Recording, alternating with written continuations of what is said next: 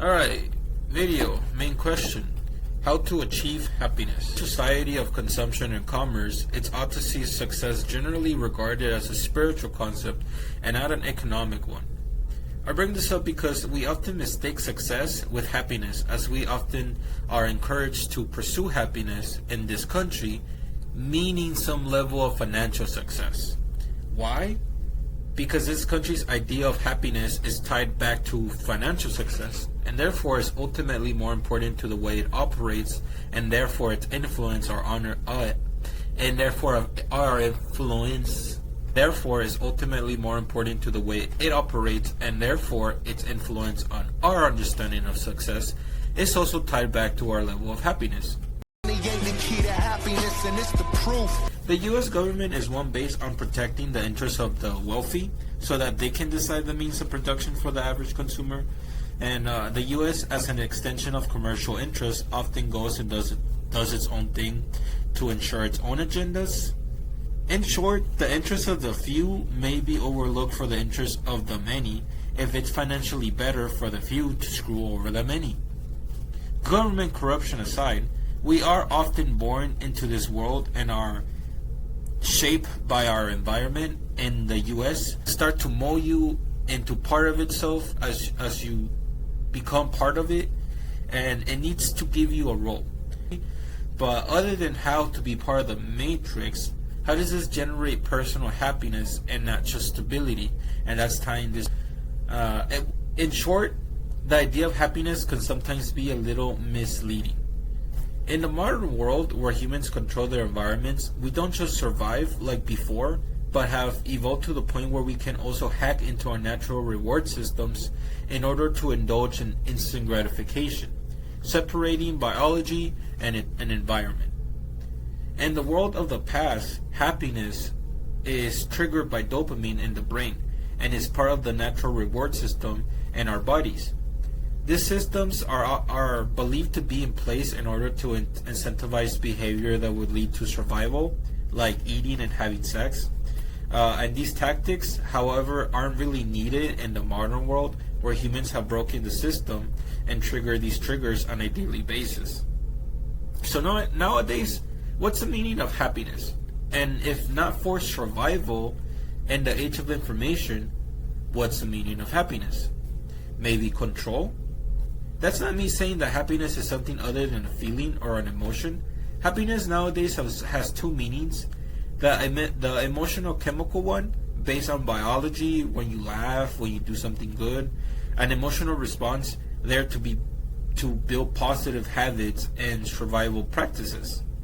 The other definition would probably be the one in the American pursuit, meaning the idea of happiness tied to success, or the American dream, or popping champagne with 2 trophy wives in front of your Lamborghini. Is this relevant?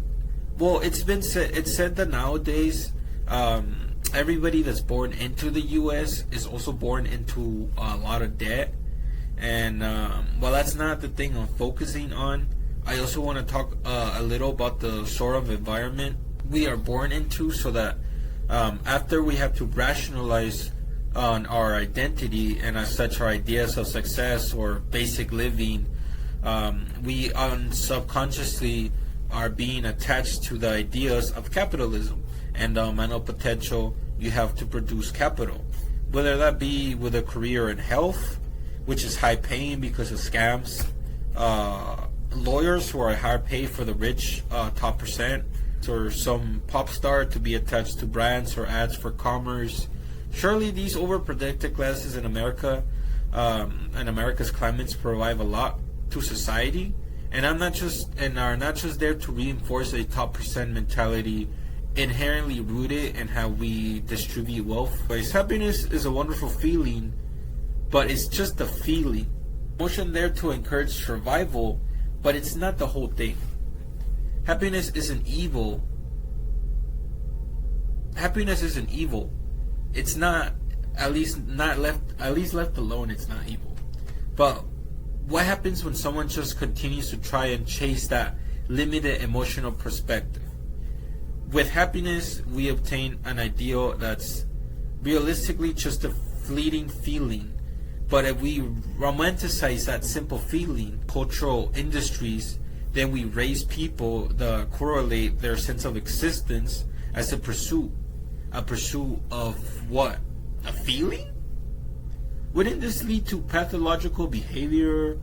Maybe an endless chase? Maybe even the pursuit of pointless happiness? A rat race?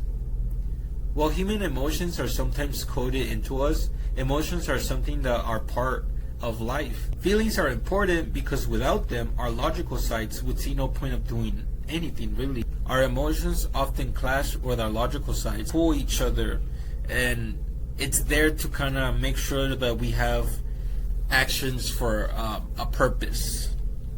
All emotions are created equally, and that also goes for the negative emotions. Sadness, anger, confusion, all emotions that have a negative stigma around them. This usually coming from society having the need to say some things. This usually comes from the need of society to point things as good and bad. But as society does with when you point when things are good and bad, now we can technically treat them with pills and prices and therapy and stuff that costs money. Capitalism. Like all systems, there's ways to hack into our built-in survival tactics. But when everything is seen from this social point of regulation and control as well as profit, then it all seems a little soulless. We can't as a society see stuff logically, because logically we just want happiness, as happiness is the best emotional sedative. If you're happy, why do anything at all? This can make us feel uncomfortable. Being comfortable is a human creation. That's why we made AC and toilet paper. We are making the environment a little bit more suited for us. But we are still not gods. We can't stop ourselves from feeling the uncomfortable parts of life, including our own moral compasses sometimes. Life is uncomfortable. And that's okay, because we should be uncomfortable sometimes. That's what we're here for, to feel the spectrum of emotions, not just the ones humans like to feel. If anything, that's a little while, yes, be grateful when you're happy, also be grateful when you're sad, as both are signs that you're alive, and that's life's ultimate joy, maybe even the key to happiness. So I gotta figure out how to make these opinions an essay, or I don't know. This is weird. I still haven't got, but I have a vision. Trust me. Just subscribe, and yeah. Outro. We're going. We're hanging. We're improving. Later.